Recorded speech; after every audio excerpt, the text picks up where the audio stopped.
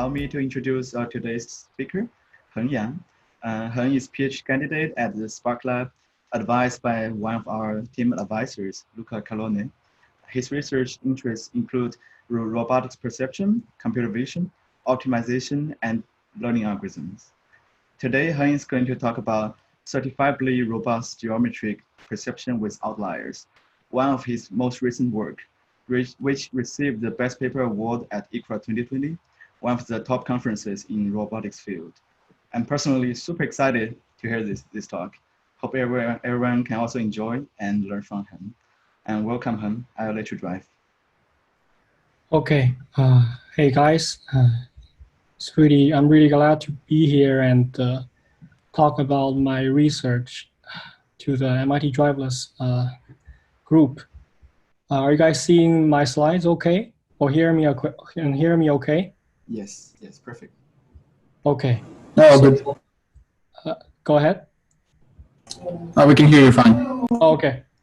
So yeah, as Sybil already mentioned, today I'm going to talk about certifiably robust algorithms from global optimization to safer perception. My name is Hen, and I'm a PhD student at LITS, working with Professor Luca Calone in the Spark Lab. And today, the things that I've talked about is collaboration with Luca, with Chinnan, Pasquale, and Vasilis. All of them are from Spark Lab. So as all of us probably know, perception is a central part of robotics and usually can be divided into two parts. One in semantics and one in geometry. Semantics is writing and it's hot field these days with deep learning. But today my talk will actually be focusing on the geometric part. So what is geometric perception? Geometric perception, widely speaking, it's a task of estimating geometric models from visual measurements. So for example, the model that you care about can be poses, can be 3D structure, and the visual measurements that you have can be images or point clouds or meshes. And geometric perception actually spans a whole spectrum of problems. It can be pose estimation, can be localization and mapping, it can be object detection and 3D reconstruction. And more interestingly, geometric perception is actually one of the central pipelines in robotic applications such as autonomous driving, robotic manipulation, autonomous flight, and robotic search and rescue. And today I will start by giving you a motivation of what is certifiable perception and why do we care about it. And to do this, I will first say some good news of the recent progress that we have made as a community in robotics and computer vision. So one of the breakthroughs that we made is called a non-minimal solver. So instead of giving you a precise definition of what is a non-minimal solver, I'll go through 3 examples. So the first example is a problem of mesh registration. So in this example, I'm pretty sure you guys probably have encountered this a lot in your applications. It's like you have a clean 3D mesh and a noisy point cloud observation of the mesh. And suppose you have some front end that gives you data associations, in this case, these green lines that goes from the mesh to the point cloud. And then you are interested in estimating the pose or interested in aligning the mesh to the noisy point cloud. In this case, Realis a few years ago in CVPR, he proposed a solver that can guarantee to output the optimal alignment between the mesh and the noisy point cloud. And the other example is basically shape alignment or perspective endpoints. In this case, you also have a clean 3D mesh, but in this case, your observation is not the 3D point cloud anymore, but it's a 2D image of the 3D mesh. And you still have some data association from the mesh to the image. And in this case, in this year's ICRA, we proposed another solver that actually guarantees to output the optimal solution of this problem. And the last problem that I'd like to highlight is called pose graph optimization. In this problem, is most useful for SLAM. So you have a mobile vehicle moving in some environment, and it has odometry and loop closure measurements from your visual measurements.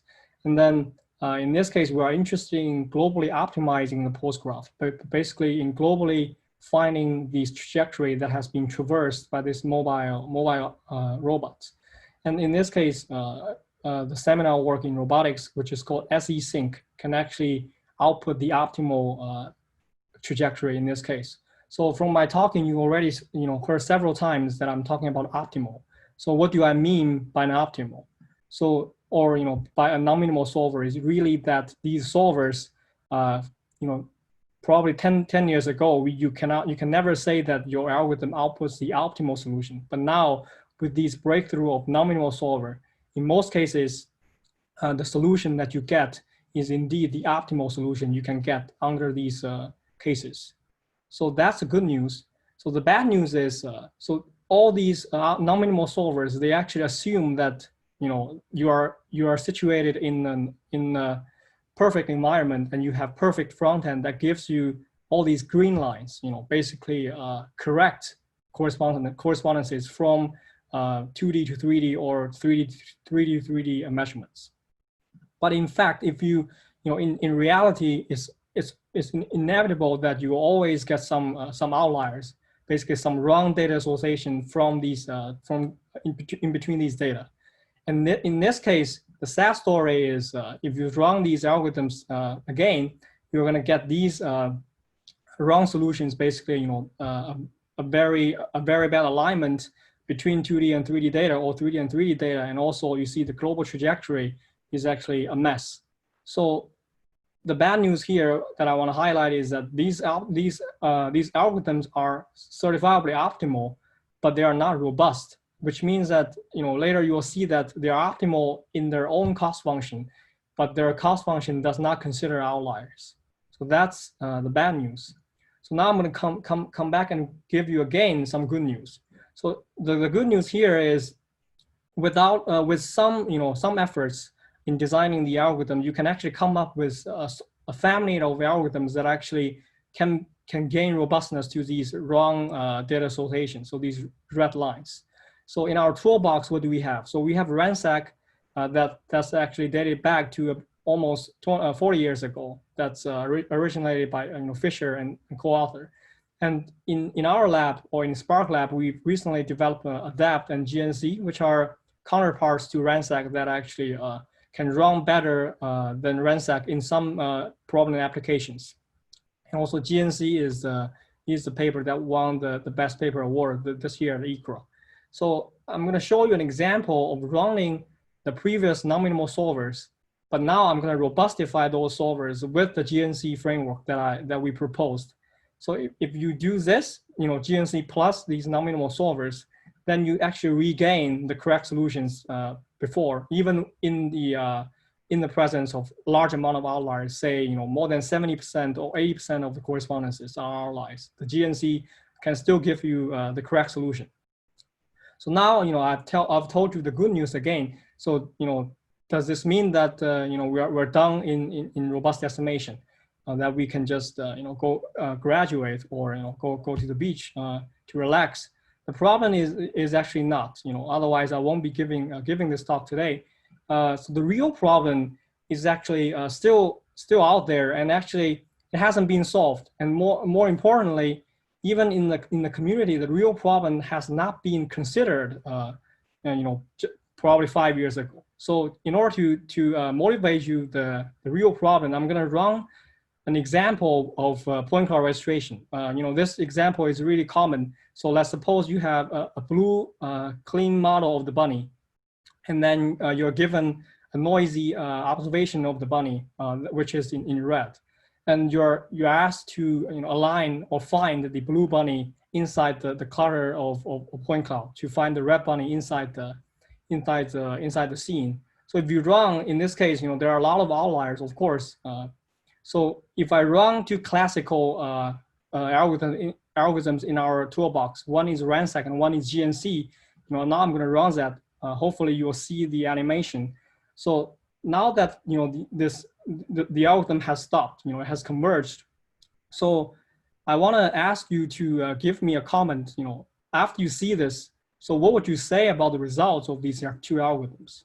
So someone, you can feel free to unmute yourself and just give me your answer. The most straightforward thing that you can think about when you see the results of these two algorithms.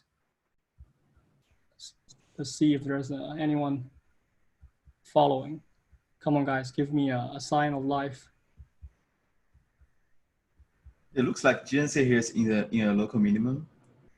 Yeah, exactly. Yeah. So the the most straightforward thing that you will say is they failed, right? Because obviously, as humans, we are we can judge effortlessly that these algorithms actually failed, or you can, like Sibo will say, they got trapped in a local minimum. So this is, if you think about it, you can tell me these two algorithms failed without any efforts.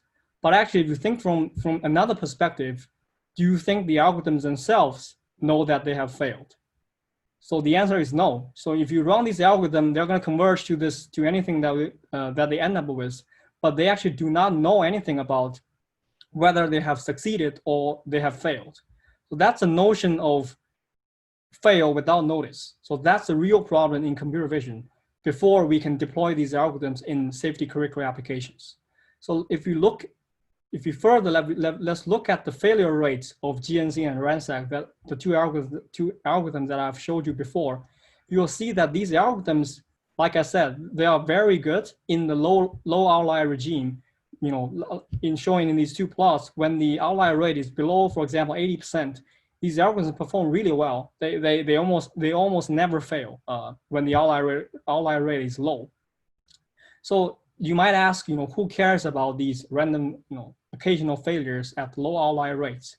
So I would argue that when you have some applications, for example, in AR and VR, these applications are not safety critical. So these random failures will just be some glitches in the experience of the users.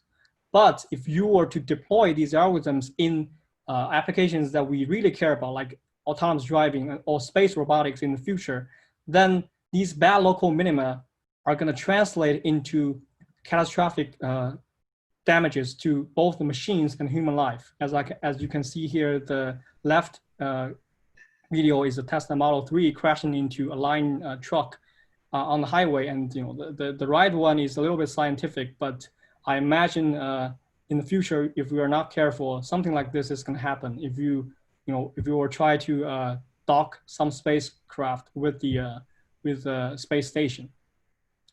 So now comes the real meat of today's talk. That what I'm proposing is actually to develop what we call certifiably robust geometric perception with outliers. So to put things in context, today, a modern perception pipeline or robot perception pipeline, it looks like this. Has some front end that does some sort of feature extraction and matching. So basically, this front end is more or less taking care of the semantics part. So given these images or visual measurements, it's gonna run some neural networks, and then it's gonna give us some feature matching, either correct or incorrect. And then the backend is what I've already told you, is some robust geometric perception algorithms such as RANSAC, ADAPT, and GNC. Those are really state of the art, and that's what we are using right now. But these algorithms, as I already told you in the little example, so they sometimes, in most cases, they give you the correct estimate. But in failure, when they fail, they give you the wrong bad local minima. That's going to hurt you if you're not careful in dealing with it.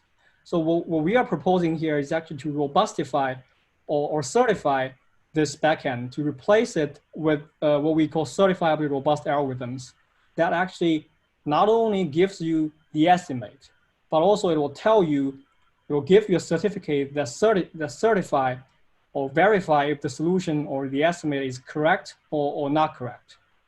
So what I would imagine in the future, in the driverless system or a driving assistance system, so these sort of algorithms will actually give you signals, safe signals or dangerous signals that, telling you that my self-driving system is not confident of the situation that I'm in. So the human should take the wheel back, or if it's a fully autonomous stack, then it will notify probably the planning and control system such that the perception stack is not confident right now. So the control and planning, please do something to make sure that you're aware of this a potentially dangerous situation.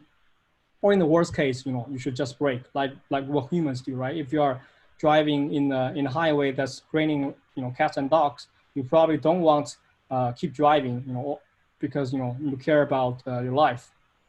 So that's hopefully enough motivation for why we care about certifiable perception and what exactly is that we're trying to do here. So next, I'm gonna tell you some of the mathematical foundations or some of the technical details of how we do this. So the first thing that we need to come up with is a robust cost function, to directly handle outliers, because you know that in any real world applications, outliers are always there. So we want to remove these outliers, or we want to have our algorithms be robust to these outliers. So perhaps before I introduce my cost function, I want to formulate geometric perception as an optimization problem.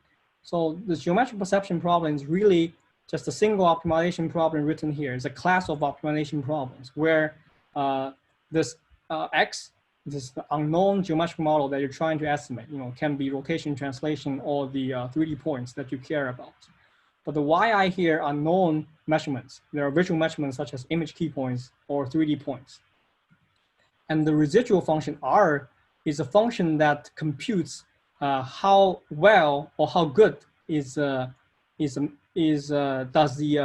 X describe Y. So basically, if you are in the 3D Euclidean registration case, then it describes how well the alignment fits the 2-point clouds.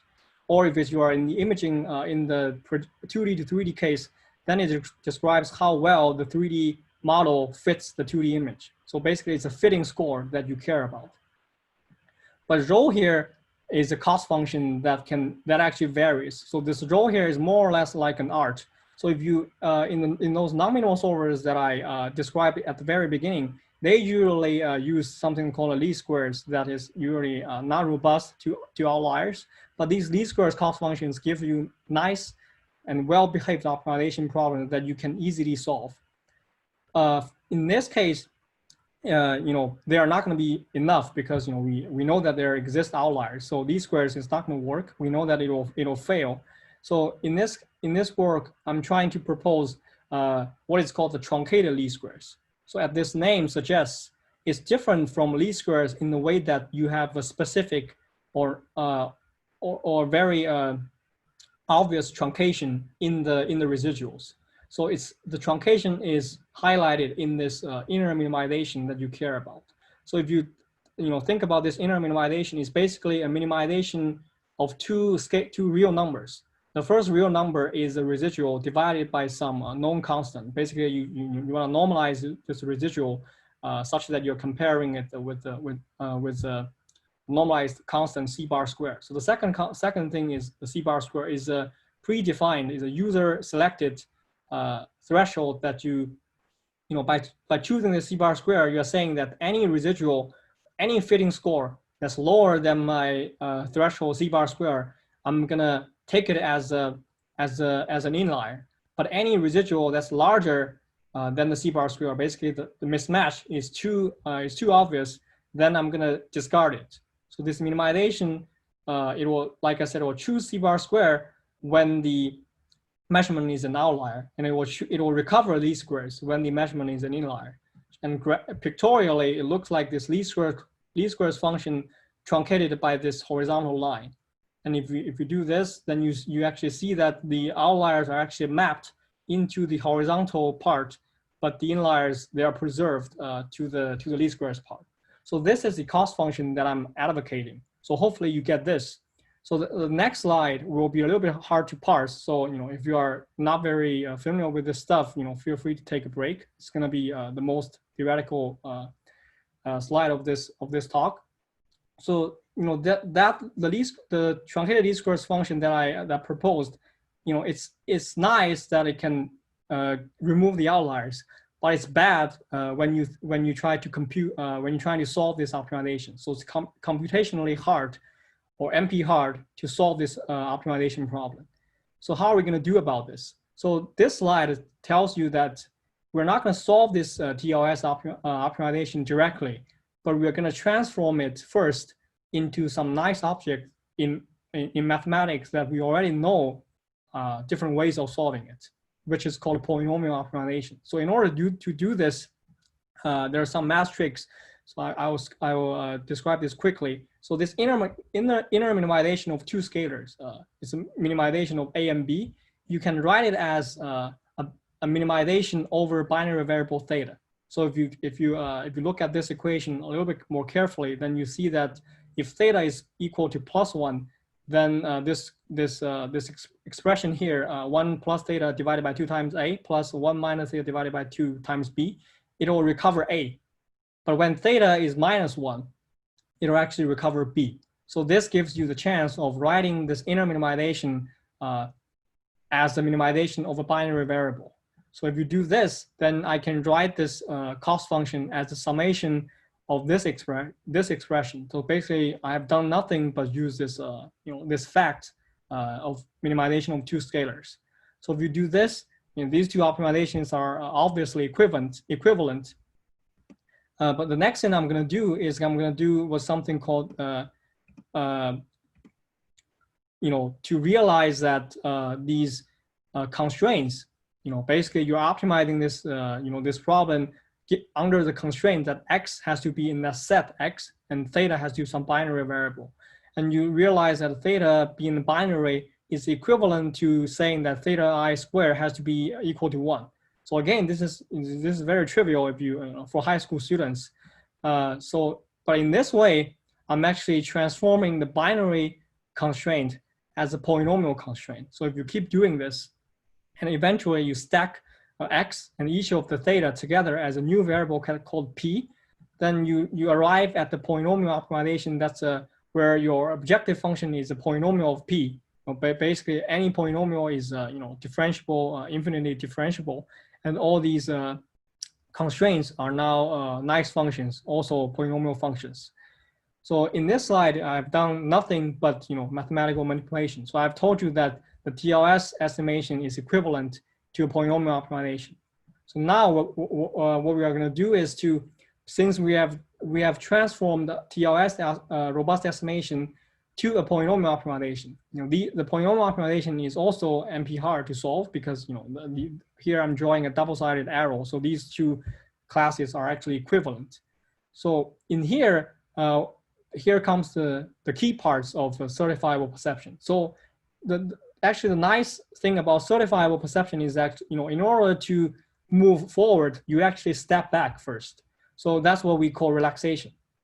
So the relaxation actually states that, so in here I'm given a polynomial optimization, which is non-convex and hard to solve.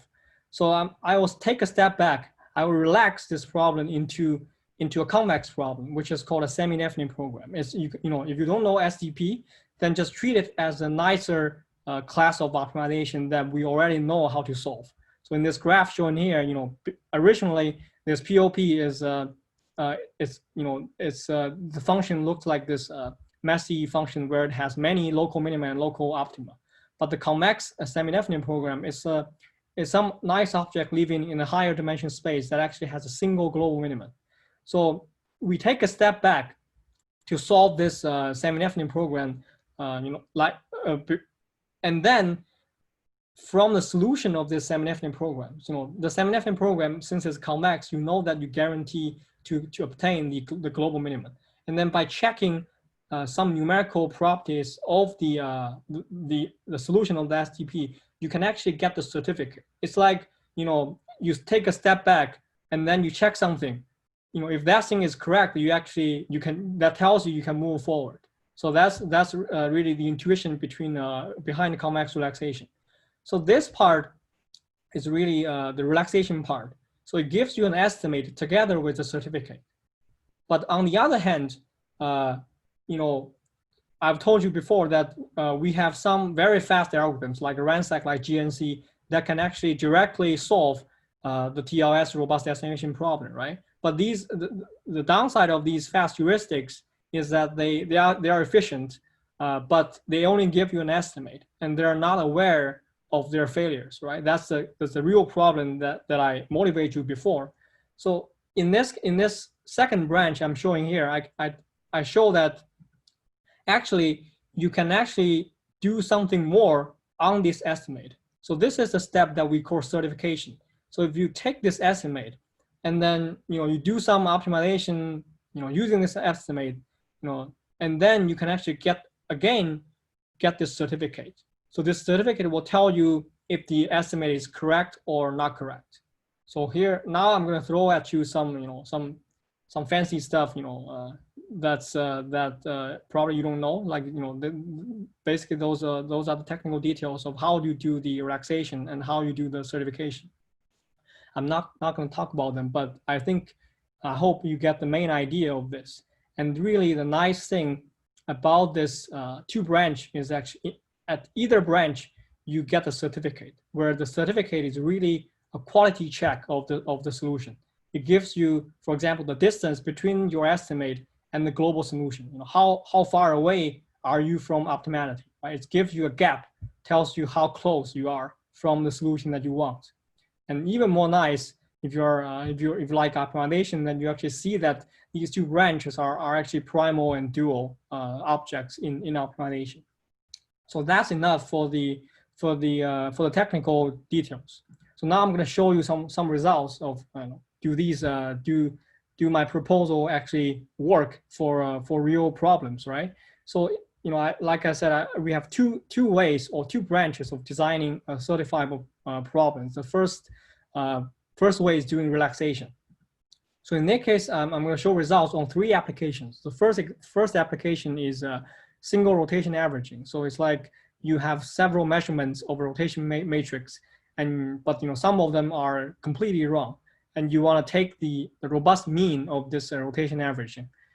So in here, I'm showing on the x-axis the outlier ratio, basically how many of these measurements that I give you are outliers. And on the left axis, I'm showing the error of my estimate with respect to the ground truth. And on the right axis, I'm showing plotting what is called the relative duality gap. It's basically the gap that you care about that tells you how far away your solution is from optimality. So if you look at this plot, you look at the blue box plots, you see that if you can solve the STP, then you pretty much always get the correct solution, right? Because the blue box plots, they have rotation error less than 1 degree, which is very good. And on the right axis, you see that the duality gap is numerically 0, right? So it's 10 to the power of -7. It's negligible in terms of global optimality. So you indeed can obtain the global optimal solution even with, say, 80% of outliers. And the same results carry to the other problems. Like here, I'm showing shape alignment and mesh restoration, which are the 2 examples that I talked at the very beginning. So you also see that the rotation error are very small, and the relative duality gap are numerically close to 0. So that means except at some cases, this relative duality gap can be a little bit larger. For example, 10 to the power of -1 maybe, or 10 to the power of -2, which is numerically non-zero. But even at those cases where you are a little bit far away from the global optimality, but your solution is actually still accurate, because if you look at the blue box plots, they actually still have rotation error less than 1 degree. So here I'm showing you that if you have an oracle that can solve the nice STP that I told you before, then you pretty much solve robust estimation problems, because relaxation is tight. You recover the global optimal solution. You can do the best thing you can do in the presence of outliers. But at the same time, why do we? I'm going to show you results for the same problems, but instead of showing you solving the relaxation, I'm showing you how the results of performing certification. So remember that certification, in order to do certification, you have to give me an estimate first, and then you give me a product, I'm going to check the quality of the product, right? So that's the idea of certification. So in my case, I used GNC, which is the fast heuristics that I described before. So I used GNC to solve the exactly same three problems. But here I'm showing bar plots of which is first one of blue and green. So the blue ones are the number of runs that actually where GNC actually returned the correct solution to me. By correct, I mean rotation error less than 1 degree, for example. But the blue bars shows that if I basically it's like you give me 50 products. Some of them are good products. Some of them are not fake products. My certifier will certify these will verify these products, these solutions, and tell you if the product is correct, if the solution is correct or not correct. So the green ones tell you, you see that the blue bar and the green bar always have the same height. That means for all the correct solutions, I was able to firmly tell you that the solution is correct. But for all of the cases where GNC returned the wrong solution, the certifier was not able to certify it. Basically, you can reject it. It tells you that the solution is not confident. It's very likely going to be wrong. So you should reject it. You should do something else.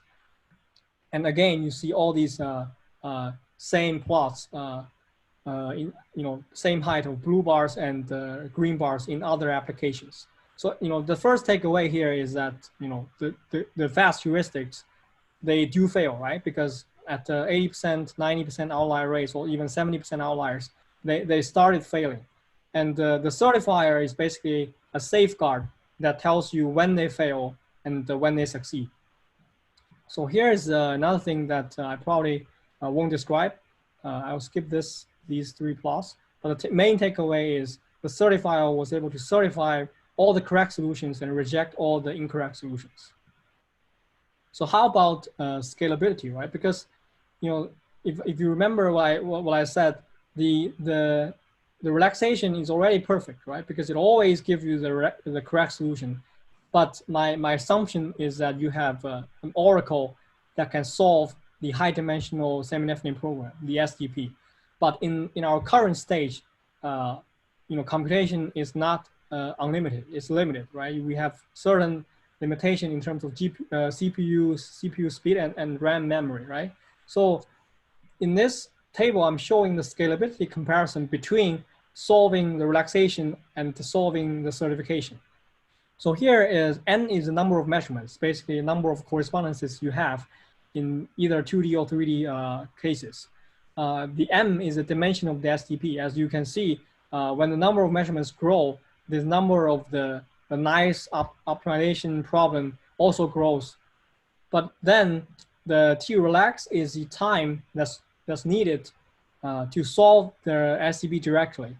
And the T-certify is the time that's used to certify the solution. So if you see the comparison here, at small problem instances, you can still solve the problem, solve the SDP, but compared with solving the SDP directly, doing the certification actually is orders of magnitude faster, right?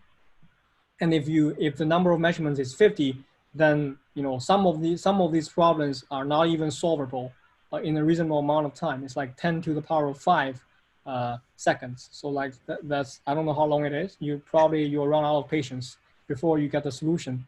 And when N is 100, many of the problems are not even implementable. That means if you have a computer with 64 gigabytes RAM or 128 gigabytes RAM, that problem cannot even be fit into your RAM. It's just not even implementable. Although though this here I want to highlight, these problems are theoretically solvable in polynomial time. So they are solvable. If you have if like 100 years later you have a quantum computer that can do these sort of things, then at that age you will be able to solve these problems by directly solve the relaxation. But at current stage, we advocate for certification. So a nice eventually I'll show you a more visualizable example is that the shape alignment problem in the space application. So you're trying to estimate the pose of the spacecraft given this 2D image. So in here you have these outlier detections returned by a neural network. But if you run GNC, when you have a correct solution, you can also certify it. But when the solution is incorrect, obviously it's quite off from the optimal solution, then my certifier will be able to tell you that the solution is likely going to be incorrect. So the last thing is teaser, which is another solver that we developed that can solve point cloud registration with certifiable guarantees. I'd like to have this quote from someone else that used teaser. They have teaser basically right now is a state-of-the-art algorithm in terms of solving robust 3D registration.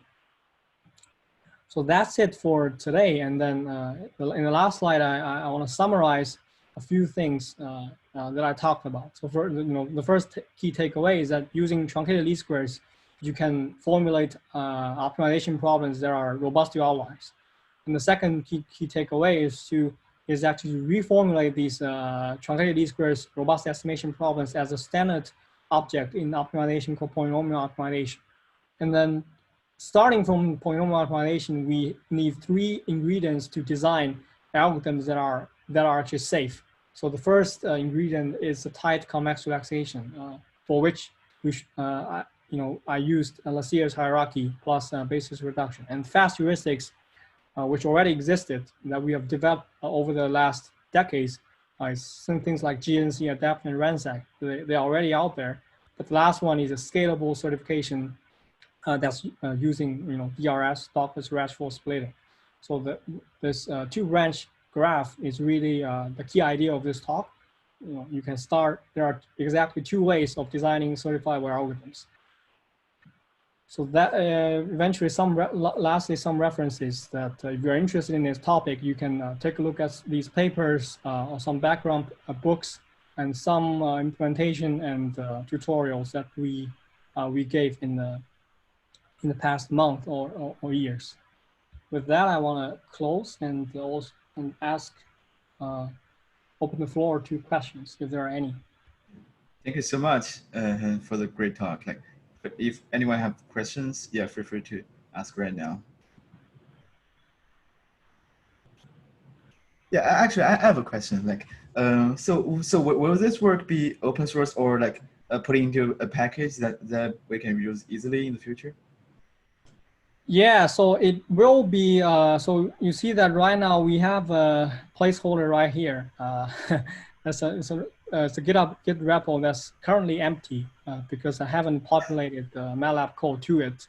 But probably it's still early to use these sort of algorithms, because eventually, if you see that, look at this table carefully, you see that the time is still at the order of seconds, right? So, which means that you won't be able to run these algorithms in real time. You probably will check them occasionally, at some critical time steps, you want to check them, but you don't want to check them at any given time. So, but like I said, this is the beginning of certifiable perception, and we have a lot of things that we want to try to make these solvers faster and faster, and eventually real time. I think this is going to be a long process, but yeah, there will be a Git repo holding the current implementation, and it will be open source.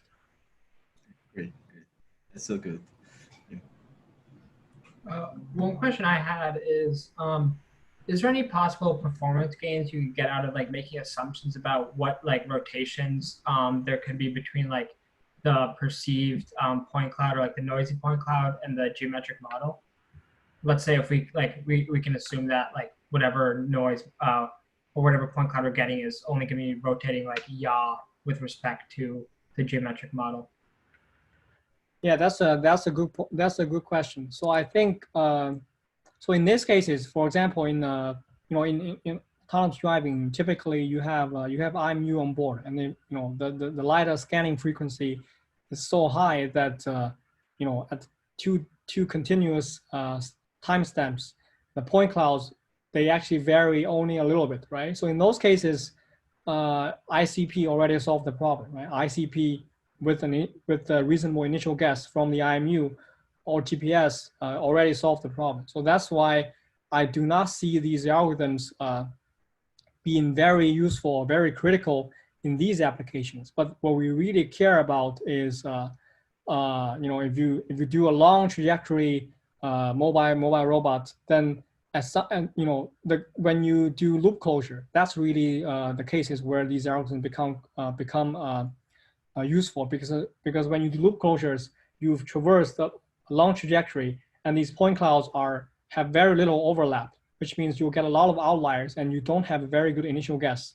So in those cases, you will be able to you should use these sort of algorithms. But to go back to your problem, it's actually a nice direction. So I haven't explored.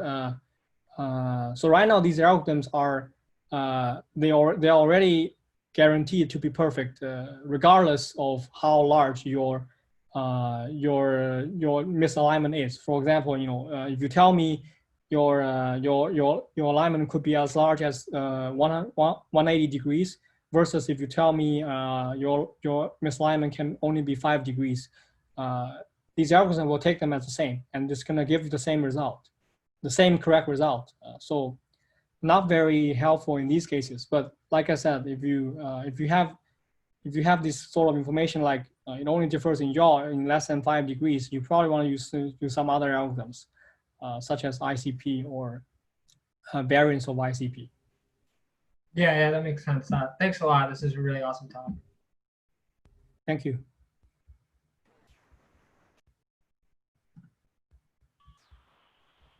I had one question for you, Sibo, and for Hank as well, I guess. Maybe both of you can answer this. How do you see? Do you see any way we can apply some of the work Hank has done, Sibo, to our pipeline for IAC or rover race, or maybe for a safety part of the pipeline? Or yeah, so this is actually can be used for when we use last year CV perception pipeline, because last year we used key points and then pass key points detection into a PNP to calculate depths. And in that case, we actually developed our own outlier rejection method, but that was not robust enough. And yeah, today I say this definitely hand stock can really be applied to our CV or LiDAR perception potentially. Yeah, I think it's correct. So teaser here, I think teaser is ready for pretty much ready for real-time application in robotics. In Spark Lab, for example, in the DARPA Subterranean Challenge, Luca is using teaser plus in his LiDAR-based SLAM. But of course, I'm not the guy who incorporates teaser plus into the pipeline. It's if you're interested, you can reach out to.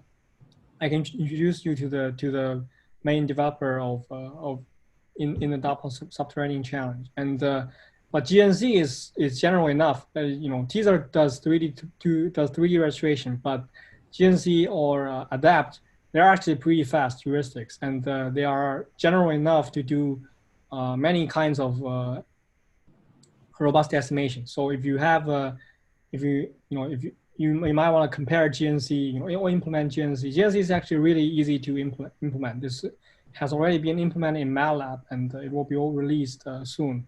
So I think it will be, it's pretty easy to use GNC. Yeah, actually, I think this work is compared with perception, maybe more useful for state estimation, because they do mapping, and teaser actually is designed for SLAM. So maybe state estimation member here can get some ideas from Handstock. If you guys do any sorts of post-graph optimization, then in our paper we have one.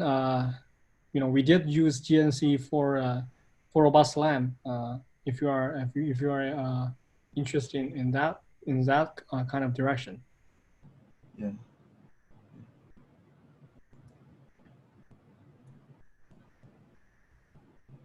Okay. Yeah, this is really helpful. Thank you, him. I guess we can, if anyone has other questions, we can definitely shoot emails to him, and we will upload this video to YouTube in our channel later. Yeah. Thank you. Thank you so much, Hank. This was great. Right. Yeah. Thank you, guys.